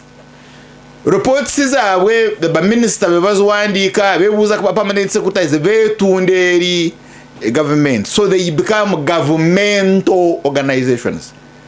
Na inge irinya lyandabadde non-governmental organizations. You get, so ina government organizations then ina non-governmental organizations. Kati nga omulimo gwa NGO gwandabadde gwa kuyingira government wetali So Siraji bwa eriso bwe lifuna accident ngawo badde akugamba yande badde agenda mu National Medical Board ne mu recommend murago wanga tesobola kulikolako our highest referral hospital nga tesobola kulikolako then nga agenda muki mu National Medical Board ne mu sente na agenda wabwero ekola ku buli muntu yenna. Yeah, that's how it's supposed to be. I mean, we do have to so kuwa health. You thought it was for politicians only. I thought. Trying to be alpha. So, kati eri non-government NGO ingirawo government wetali oba we ino obulema. So that's why you now have Mengo. You get ngeri is an NGO ye yambye wali government welemereddwa ne kutera ko those facilities. So that's why it's a non-governmental organization. Bile bintu byedembe byogera ko government yanabadde biyigiriza abantu. Police tayina kukwata beyond 48 hours, police tayina kukola kino, ono tayina kukola kino, mulimo gwa government. Constitutional rights biche byonna mulimo gwaki gwa government. Naye maybe tayina busobozi budget neberala. Okay, if that be the case then NGO ekoleki eyingirewo twandibadde ne universities ezimala. So bwabanga tezimala ne wabaawo abayo bwene bazimba ene yembali. Yes, eyingirewo. I will tell you the whole of Rukunjiri ngogase ko ne Kanungu tetuyina mu dwaliro lya government lyodukiramu. Kambuga hospital yafa Rukunjira ono sera diria eri Rukunjira katuyina ya abiri Nyakibale hospital ni kisizi ga NGOs. You get now kakati batubano oloko bantu batunze ate bali mu media balwanyisa government balwanya Museveni anaga akakatinze kamba sibe naye mulinya lya abantu which is very very incorrect. So the ekizibu kya Mukulu Museveni is mass awareness kyatya atya mass consciousness and mass awareness and mass consciousness in descent atya abantu ba wansi okumanya okuvaako ekyo kumaaso ne balaba okuvaako okujjawo obutamanya okumanya in other words olwa kantakaba ekiba bisa amaaso kati bw'ojjango oyagala kukijja balabe ekituufu ekyakitya akitya kibajjeeko nga bamanya ekya Museveni. They are your friends. In other words, Mukulu Museveni is mono-ideological but multi-participatory. Ye endowooza ye the idea ye mwe mujje mukolere ku ndowooza ye. There you are okay. That's why isagamba nyina yero buku milioni 10 mwezi naye tezanonda because mama azitisa tarawana kwa research batengenda kunonyereza naye mwazitisa abesoka katubo omugamba but you see it is all of you be in his book kundowooza ye. So babayita mukokas abata bayise mukokas kuwulira be mulowooza naye abawe byalowooza abaye bayise mukokas kuba wendowooza ye ate mujiteeke mu nkola kuba wendowooza. So you can only debate around his idea. Nze njagala mpeeyo nti Mukulu Museveni ayita olukiiko and the following 10 people baleeta ideas kokas neziisa abayita nga ayina ensonga. So when he feels oba tebabawa opportunity kuzireeta nakyo kiri awo. That is the structure of the NRA. Okay. It is mono ideological. Omu yaleeta and you walk along the those lines. One, it's mono. But participation is multi. So jangu n'obukristo bwo n'obukristaayo bwo nendo ndowooza zo ina gwe jangu naye bw'otuuka wano freeze endowooza zo owulirize endowooza yo ogitambulireko bw'oba tokikoze then obeera enemy within bakugoba kati kyolaba basekikubo bayagala nnyo badebatinge batinkasimbire babakuba nnyo n'okusinga b'olowooza nti ba opposition amaanyi ge bateeka mu kukuba sekikubo tebasobola gateeka ku ssenyonyi because balaba nti alemesa that mono thing George absolutely lwolaba nti njagala kujjawo naye yes ndi ne NRA but nange nyine endowooza yange ku kino that is so is the sovereign actually ayagala kuwa information gimuwe information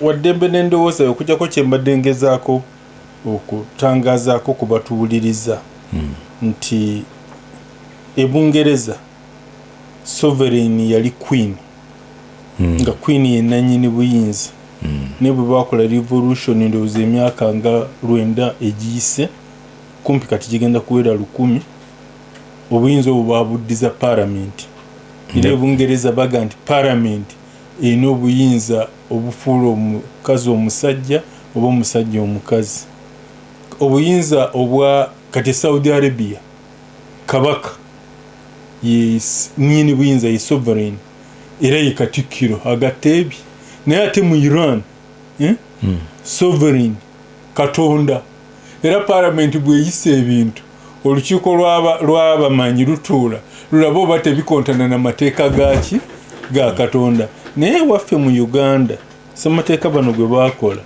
obuyinza bw'abantu sovereignty is vested in the people just kyembadde njagala ono akimanyi naye nkisharingira abatuuza ate demokrasi akula bukuzi tagwanga laddu buli olukya mwongerako for example fe twakula wano tewabeera kulonda nga tukuwulire Kenya tukuwulire Tanzania tuwaba wano kulibeerawo ddi kati buli myaka 5 tulonda so demokrasi akula bukuzi tagwanga laddu okay no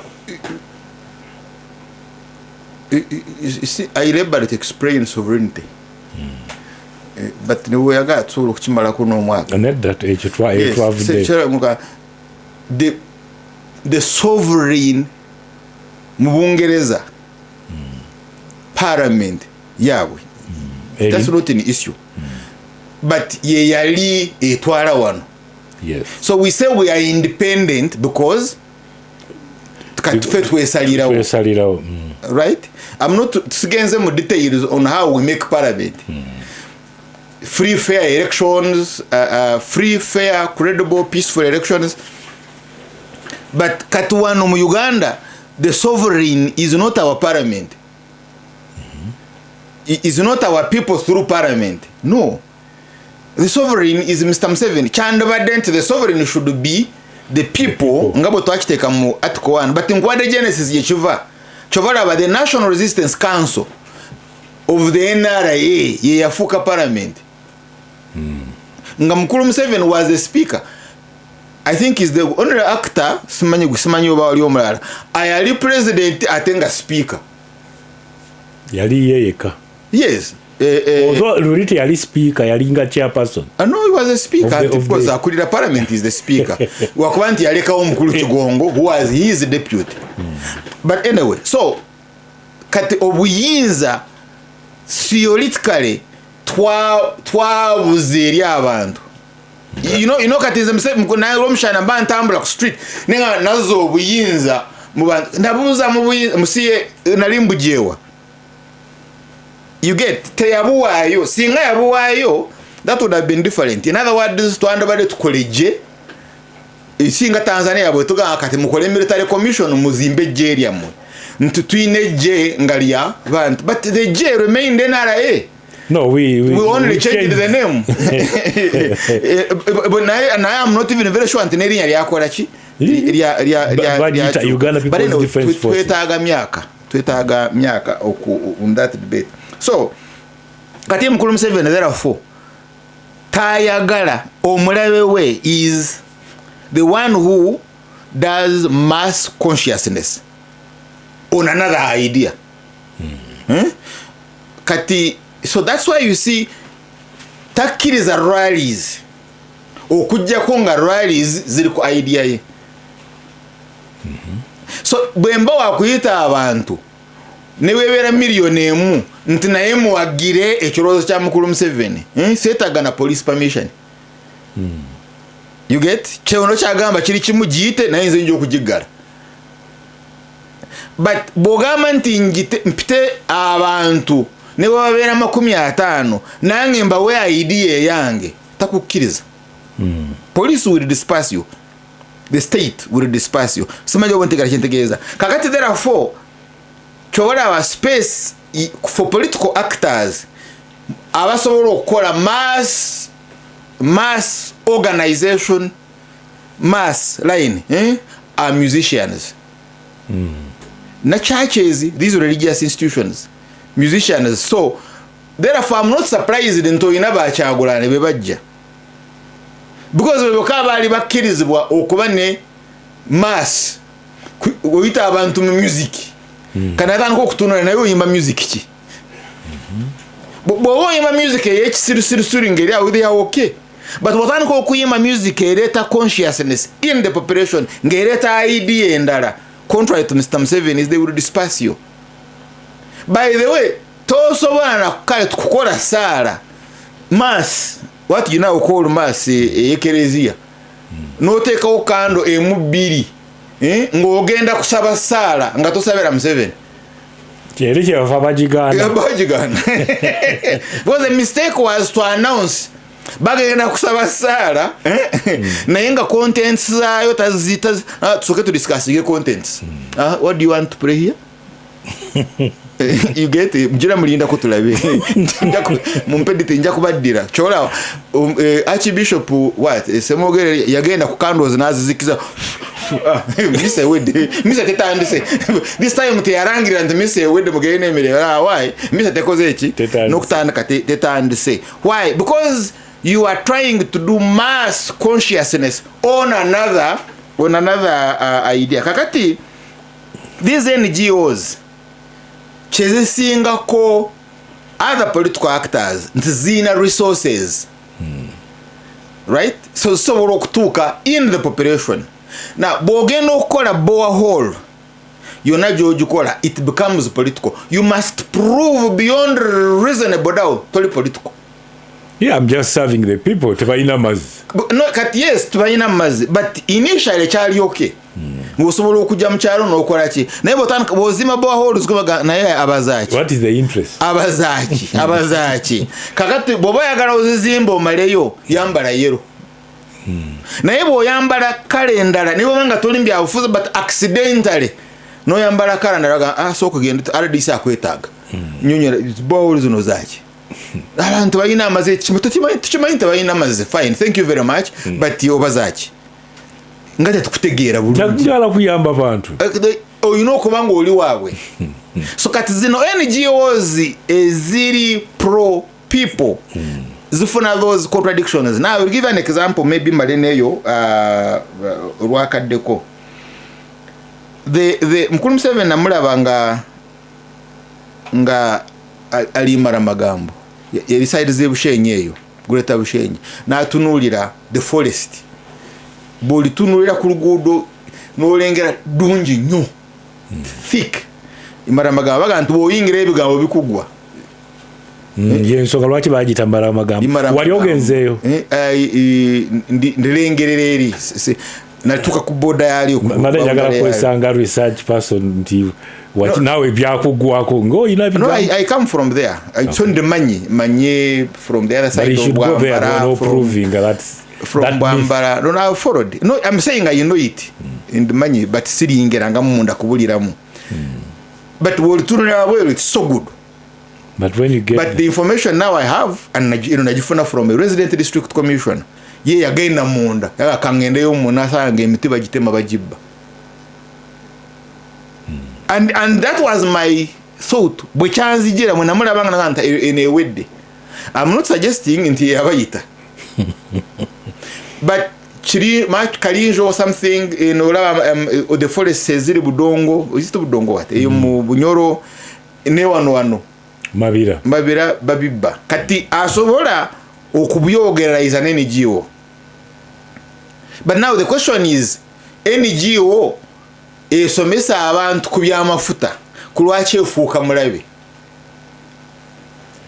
because environmentalists waliwo abatakkaanya na kujjayo mafuta muki mutaka fossil fuels abatakkaanya nabyo olwa environment. yes bagamba okay bwoba ogenda kubijjayo eno company ani agenda okuba nga agitunuulira eremu okwonoona Lake Albert ne Lake Edward. Eno company ani agenda okuba nga agitunuulira the plantation agriculture ani agenda okuba nga agitunuulira eremu okumalawo abantu, because eyinza okujja ne chemicals nga chemicals zeekozesa mu kunoonya gaasi mu kunoonya eyo nga zimalawo population n'ebisolo. Kati nze naawe tetuyina busobozi. The NGO can fund a researcher. Okiraba kati bwemala okukola report eyo ng'erina okujja population temunaa kugiwa njagala kusobola kukola ki kugitunulamu. So those are the NGOs that are enemies of the state of the state, because they raise mass awareness on corruption, mass awareness. You see, yeah, you know, kwogerera corruption. Yeah, you know, kujja n'alaba ensimbi za PDM ziyawaayo okuwa embizi nti bazibye. Kati bwewavaayo omulala akyogera oba omugjeeko. Yes, gwe kimuleetere genda okisanga okole ki okimuleetere abe akyogera. Naye bwogamba nti ababbi bano ba RDCs ba chairman C5s ababe, because be bali ku ssente. I don't see omuntu atali wuwente asobola okubeera kumpi asobola okubba. So the bali abawa sente NGOs zijja abantu akanankani ku maaso tebalwanyisa buyinza bw'abantu, no tebabuyina balwanyisa buyinza of the National Resistance Army occupation Aranakba. Kamugendako mubulango tukome nnyo mubulango bwaffe nga butuusiza ku ddakiika ziizino 23 ezibala okubeera essaawa 6. Njala tugendako ku mulamu omulala gwe tuyinza okuyitamu mpola mpola. Tulaba nti mu wiiki eno gye tukuba amabega ab'ekibiina kya NRM bakkiriza minisita wa Justice and Constitutional Affairs omu ku bavuganya ku bwa sipiika bwa Parliament okugenda okwogererako mu balonzi b'endowooza abanaalonda sipiika be baba NRM caucus bagendagenda mu caucus nga Parliament eno tenaba kutandika. Naye ne bakkiriza omu ku bavuganya ate atali memba waabwe directly okuba nti ajja okwogerako eri abalonzi abo. Are they trying to bagezaako kupitchinga Mao nti bamuteke ku minzaani oba baagala kufuula nti oba sipiika tebujja kuba bwangu nga SEC bwe yali ekoze neegamba nti endoosinge. In other words, lwaki bandyagadde Mao okujja okwogererako mu bantu ba NRM ate nga bonna bagenda kuvuganya sipiika ekifo kino tanakifuna bulungi anetanitamong kiriziganya ne Nkulu Omushana sovereignty President Museveni otuzizaayo kwe katoneri. Yes, ekintu kino kitugendamu ekya sipiika kuba Parliament ye 12 tewali kugenda kubaawo selection si kulonda. Naye President Museveni ebiseera ebimu akitingira ddala nga Nawolovu aba n'amabala 2 asobola okugamba nti genda bakuwa omunnyo nga yagambye omukyala kogumu wanja kukuba emiggo genda bakuwe yawase baggala nga manyi talina biwandiiko genda Parliament ekuvoiting n'avaayo nga tebamuvoitinga nga nze nakuwadde Parliament yaganye. Ensobi gye yakola gy'atamanya n'awa Nadduli wayasalina naye namugamba genda bakuvoitinge. Kati Nadduli yayitawo kubanga yali ayambye ku Right Honorable Kadaga bwe baali baagala President bwe yali alaga nti ayagala ku olanya yababeera gundi nga bali mu meeting. Nadduli namugamba nti bw'olaba toyise ku bwa speaker ono President Museveni yakulwana ayagala oli era kikubuulira miki misana n'amuyiirawo omubiri. Kati bw'atuuka mu voting nga Right Honorable Kadaga ye ssentebe namugamba ekituufu nze nayasalina naye nalwana batwana mukasaka eyo ne bangoba pangula kuba speaker ne banzijjako constitution emmotoka negiganira ne bagitwala wano wokka we nina okukola ki njogera mazima bwonvaamu sirina wendaga yamubuulira amazima namugamba nkuwadde president abeera surprised nga atagenda kuyitawo era olaba nti nadduli bwakyamukamu n'anyiiga nayo najjukiza singa sitwategeera wetu tetwandikuwagidde notukitigomya abaana baffe nebatutigomya kati eyo yembeera egenda okubeera ku mawo president alina challenge nti north emirundi giweze ebiri ng'emulonda bulungi era ng'agisasula bulungi yagiwa deputy IGP nafa nagiwa chief justice navaako gwe yadizizaawo si yeye nagiwa minister wa constitutional affairs kati taamu ekisanja kyaweddeko challenge eri etya kati agamba nti gwe jangu oyogerere mu Maseke naye ng'amaze ate okubuulira nti bannaye muwagire ono n'onu kakati omuntu alinga ayagala okwejjako omusango exactly buba naamukuba mu Seeke nga bwenkekakasa nti bajja mukuba kubanga abandi badde bamunoonyeza akalulu mu DP ye voice we already ali mu nkambi ya Anita Among midde honorable olwokuba bamuwa obwayiyala ng'ayise mu Kamooli na biki abadde akolagana owokubiri yamuyise na maama ate maama nze nandibadde ntya speaker nga si ye gwe nze oli simuliiko yadde wa kibiina tetwateesaako nti kati ebintu ebyo byonna ba MP agenda okulonda babiwulire ekyokubiri balaba nti Mao asobola okwatikirwa ekinga bulungi mu parliament naye ate Anita Among MP e11 agibeereddewo nnyo bangi walabye kafaananyi nga Lutamaguzi alinga ayagala okuvunamira papa walaba Ssekikubo ng'awaabira Mbidde naye nga yatuuza oyita mutaddeemu gwe toliimu naye katutwale empuuga nga tekalinnya gundi n'atta ku bigere kuba naye alina akalandire wa mpuuga kati gundi abyutinze maso Anita Among nti ne bw'ogamba nti mawazze mu kalulu tajja kukawaagula kubanga alina obusobozi bwonna mu ba independent alina obusobozi mu ba opposition alina obusobozi mu ba NRM alina obusobozi mu ba youth bano ba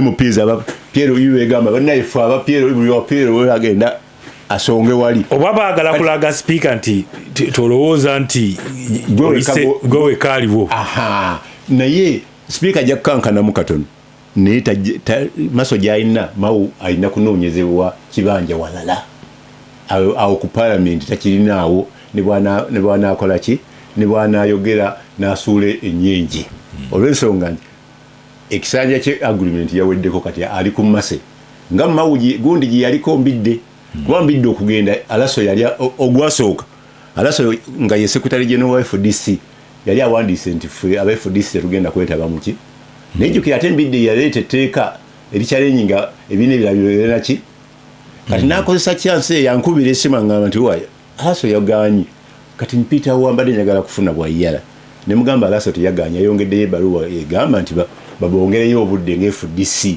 bw'oba olina akadinisa mwoyi tagenda okole ki okozesaako era yakayitamu ogwokubiri n'alinnya n'akadaala ka pulezidenti Museveni wamubatiriza erinnya DP namugamba omulabire ddala kati mu ndagaano eno pulezidenti alina okutuukiriza ebisuubizo bingi okuwa Mao oba minisita aba DP naye abamu ne bateekayo n'amannya naye kye baakola kwe kuwa Secretary General obwayiyala DP n'ababaka omuyira yandifugiyewo obwayiyala kati olina bw'oyita ku kasiya manya ku kalulu ako nga toyingiddewa tolabye mu bamatalinga ku nsonga eyo pulezidenti Mao amuwaddeyo agende asiikibwe aveeyo bamunoonyeze ekibanja abalala kuba ajja mu retaininga olw'okuba ayagala okusanyusa yeka gwalina okusanyusa North naye nga tajja mu retaininga ku kifo ekyo wadde ajja kiwangula kujjako ajja kumufunira ekirala tayinza kwekyusa kakati nti ate bannayo nayogedde bulungi oba alina ekirala kyayinza omuwa naye n'agamba kansooke muteeka eno tulabe ekyamutaddeyo kuba yalemeddeko talaba kigenda mu maaso nti agenda kuswalira mu kalulu ago kanfeeko mu bulango nkomewo ne RDC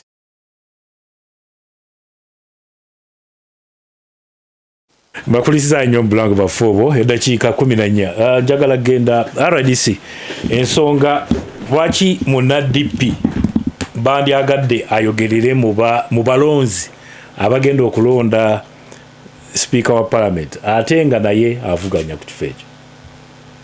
Ndabye wano omwogezi wa kabondo KNRM mu parliament mukulu Brandon Kintu ku mikutu egyeri ebusoga ng'agamba nti mawutanaba kukkirizibwa naye alabika abadde ategeeza kano akaabadde Entebbe alabika abadde tategeeza k'ekyankwanzi kuba akaabadde Entebbe k'eno parliament enkadde naye kati bali bayita abapya abagole.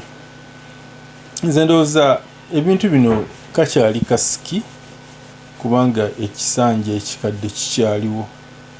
Embaga tujja gimanya nga President Museveni amaze okulayira nga n'ababaka ba parliament bamaze okulayira ne vision ebadde tulaga buli mubaka lw'anaalayira kyesikkaanya nakyo. Waliwo omuntu gwe ndalabye oba Sirajja omumanyi eyabadde awandiise ng'agamba nti ayagala aleeta etteeka erijjawo gundi eno ebbanga eddene okuba nti yabadde Sejjusa yes ng'agamba nti ne tumala okulonda omukulembeze w'eggwanga ne tubeerawo mu bbanga nga ewalinga awatali muntu atwala ggwanga kyekireeta vacu mweno. Bano ba mukulu lw'omushana kye baali ndowooza bagenderera tweteeketeeke bulungi ate oba oliawo nga wayinza okubaawo okuddamu second round naye abaasooka okulonda twabeeranga nako mu February March naye mu covid lwe twakukola mu January ne kati nekisukka gundi eno erireeta ebizibu ngamba obudde buno bwenzikanyamu ne Sejjusa katono erireeta ebizibu aliba awangudde bw'ataliba oyo abadde yes era bw'aliba ow'ekibiina ekirala ekitali kiri mu kulembeze ekintu ekyetaaga okulowoozaako mu maaso naye kiri kyembaddeko nti nabina ebyababaka okumala ebiseera nti buli omu palamenti ey'omukaaga ndowooza era naye waliyo nga tugikabaringa mu 96 bonna baasituka omulundi gumu ne balayira omulundi gumu mu ddakiika ezitawera na 3 oba 5 baali bamaze naye bino bye baatandika ate ekyabitandisa era ebyo nga balobinga byabwa sipiika ebyo nga bakozesa omukisa ogwo jukira eri naye bituliira obudde n'okwonoona ssente n'ebirala bingi naye okuddayo ku kiri nti kano kakyali kasiki embaga tujja gimanya nga pulezidenti amaze okulayira nga n'ababaka bamaze okulayira tulabe oba bye tubadde twegezaamu mu kasiki bye binaabeerera ddala mu mbaga naye bwe kituuka wali nze kusinga ndi ku kya regional balance mawe okumuyita okugenda ekyankwanzi nze sikiinaako buzibu kubanga DP ebadde friendly force ye NRM okuviira ddala mu 86 yewokka okuva mu 8 mpilera mwe Museveni akiddigana bulungi nti waatali DP tebaawo yamala mu DP emyaka 9 n'amala mu UPC emyezi 5 nti ye waatali DP era bakwata wano obuyinza mu 86 gavumenti yonna yajjulamu baaki ba DP abasinga ne balemerayo ne mu NRM mu DP tebagira ki tebadde so DP ne NRM tobaawula naye kakati kyendiko kya regional balance waliwo ebifo mu ssemateeka omwo bye baasengeka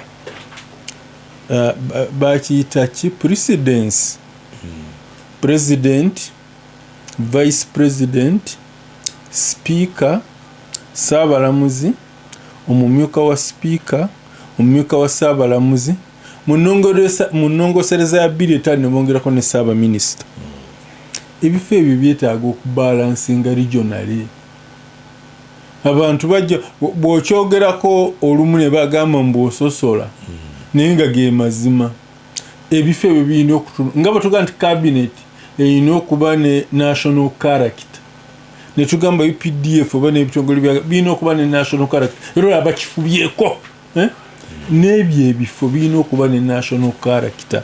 Kati president wa Uganda yonna ne ava mu bugwanjuba bwa Uganda, kakati ne Saabalamuzi ava mu bugwanjuba bwa Uganda. Kati kwebyo ebifo ebisooka oba abafunyi kakati speaker bw'aba agenda kuva mu buvanjuba bwa Uganda nga triple A bwali, then ate vice president mukyala mulungi naye njogera bwogezi general, twogera ku title not personality, vice president ne prime minister ate bo basaanidde baveeko ki bave walala. Era kati bannaffe abomuno tujjukira mu kuziika omugenzi Oulanyah, Saabalabirizi eyawummula Olombi yagamba nti manto tukiyite tutya omuggo Oulanyah gwabadde akutte nti kati Mao yagugize eki mukijjukira mu Buganda wavaayo nzija mukijjukira ssebo. So batunuulira Mao yadde nalabyewo okukyaleni nalabyewo gengala Tigo ng'ali kwanita n'ayatulira Mao bingi namusomye ndowoozaamu New Vision ne Ssaabawandiisi w'NRM Todongo naye nga tayagaliza Mao. Ab'engulu baadde tebatera kuba engeri eyo ebeera wano mu Buganda. Kati ebizibu ebyo Mao abiina. Mao najja afuna ebizibu mu DP omumyuka w'embidde ne Ssaabawandiisi Siranda nabo okumugira kyo nenga Mao ono singa DP yagirekera abaagitandikawo neyegendera mu NRM singa bino bye bamugamba mbu ate ow'ekibiina ekirala ayinza ate okwagolobwa speaker mu kibiina ekisingamu ab'NRM singa tebiriiwo. Naye ekiri ekyange ekya regional balance ne Buganda naye erina okulowoozebwako ate ne Buganda nayo yandivuddeyo. Nawulira omuwandi omukulu wa kabondo ka Buganda mu parliament Honorable Migadde ng'agamba bw'ogamba nti Buganda nga baga nti ososola naye baba awalala bwe boogera bo tebabaga nti bakye sebo oli tagenda kuddiranga kasooli yawandulenga Kamalusu amulye yekka ffe tusirike nti kuba bwe tunaamugambako ebifo kati ebisigadde kuba ffe kuba speaker tulabika tetulaze interest era siga nti tulina okubeera buli wamu naye ku kya vice president n'ekya prime minister naffe aba Buganda tulina okuvaayo tusaanidde okulowoozebwako. Ekirala ndabye ab'oludda oluvuganya bayitirivu bayimba kati transition banga bonna bali basaba bwa minister president nga bw'oleeta abo ate naffe bakadabo mu NRM kabono muganda wange agira n'agira ati abo nabo osooka olowooze ku ffe nga bw'oleeta bali betulokola nabo endagaano zaaki za memorandum of understanding. Kale weebale nnyo Charles ku nsonga ya speaker Mao okuba nti aweebwa omukisa okwogerako eri olukiiko olulonzi ng'ateewa mu Democratic Party. Kakati the military council because Mosh yari ina actually military commission zawandisi subcommittees so one of them yali the military commission katinga ajikulira was mukulu Paul Mwanga and later on butwatuyine tulinyumyako engeri gye bakola manova okufuula mukulu Museveni vice of that military commission but mbali njagala kuwa abantu abakulu abaliwo mu that military commission. One was Omalia Kano Omalia yali member wa military commission naye bw'omutunulira nnyo baali batunulira Teso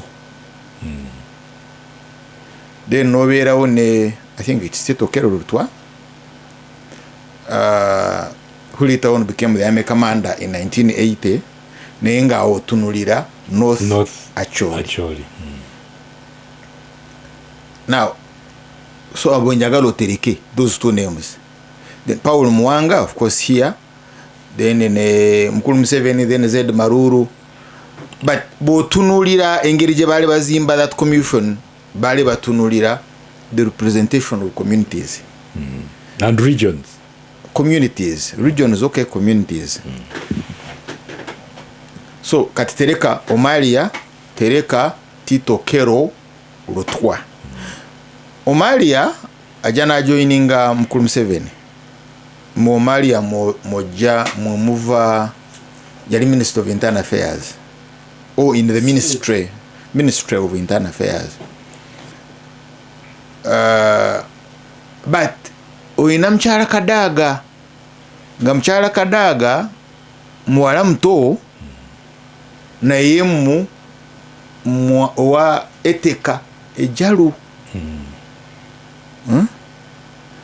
Eteka ejalu for UPC, fine. I think she had a law firm. But ekikulu nnyo tunulira mchala Kadaga ne eteka ejalu. Kati eteka ejalu bobo mutunulire Muteso community, yes. Mwina ne Kano Omalia. Kati muku ya 95 85 ene ejawo Lutwa. So ejawo Obote Lutwa jagira because Museveni teyajjawo Obote. No, Museveni didn't overthrow Obote. Kyasoko kuleta twacho wakanya naga okay nze naleta embeera Lutwa. That's not how we construct history. I'm a student of history. And what ugambe dantayagala buli kimu tukibere. I'm a student of history. Kati bwetubanga tujiringa history bwandika history yo nze ngomuyizi oba musomesa wa history na right to challenge it. So the facts are ayajawo Obote was Lutwa. Naye wali olwaneri kati Zed Maruru de Tito Kero Lutwa mukujawo Obote Bazilio Laro Kero Tito Kero Bazilio Laro Kero yes yayogera ne Omalia nga musaba bakolere wamu bajewo Obote. In other words, ebere alliance wakati w'Abacholi n'Abateso. Why? Because abali balwana omusingi gw'eggye eryali lirwana mu Luweero omusingi gwali special forces z'Abateso. Right? Naye nga bw'okiraba langa Obote yali azimba special forces z'Abateso to balance the army eri Abacholi. Because bali balango ate nga abalango balina obuzaale with the Atekerezi. Bonna they are Atekerezi. Bali bamu bakalamoja balango n'Abateso. Bali bamu they are Atekeri. Tuli wamu awo ndowooza. Yes. Kati Omalia n'agaana. Actually bw'ogoberera Omalia yagaana nagasi. Why? Because tugenda kuwa Mukulu Museveni amaanyi atale bamalawo. So Abacholi ne basigala mu resistance. But the special forces ezali Ogole ezandabaddemu Omalia ne baziryorganizing and zitandika rebellion. So Neteso naye yayingira ki? Rebellion. Yayingira rebellion under Hitler eregu bali abangi bwetufuna ebisa ndikuwa amanya abamu bogera kuba echwero but echwero no is not a big deal in UPA anti yajiro mu was junior staff balimba but you get onye brother wa Mike Mukura Akongere was the field commander Major Malinga Hassan Malinga. Those were field commanders naito baraba. So anyway, by the time Muhoozi Kayine Rugaba ni group yo bayingira Omuteso nga Charles Tabliaze bali bagala kugatta rebellion nga Abacholi bagate na Abateso nga banonya UPA. So no zakatofuna ekifananyi. So Mukulu Museveni bwaba anonya Mao aba tunulira the other historical construct eri opposition nti the Acholi is the armed Acholi erina okulaba nga erinayo owaabwe wakiri bamudefeating erina okulaba nga erinayo owaabwe mu gavumenti kati ebadde eraba yani ebadde erabayo chief justice kati avuddewo kati mukulu Museveni wala engeri gye yaleeta Oulanyah you get tasobola kuleeta Olalo Otunu. So in other words, Olalo Otunu tasobola kujanga wa UPC. Yes. Then amuwe wa minister. Akole nayo omukago nga UPC. No, ayekolera owe. Do you think kakati neteso naye olaba azimbyo taso isi Kadaga ineteke jalo yali agata bibiri yali agata teso ne Busoga.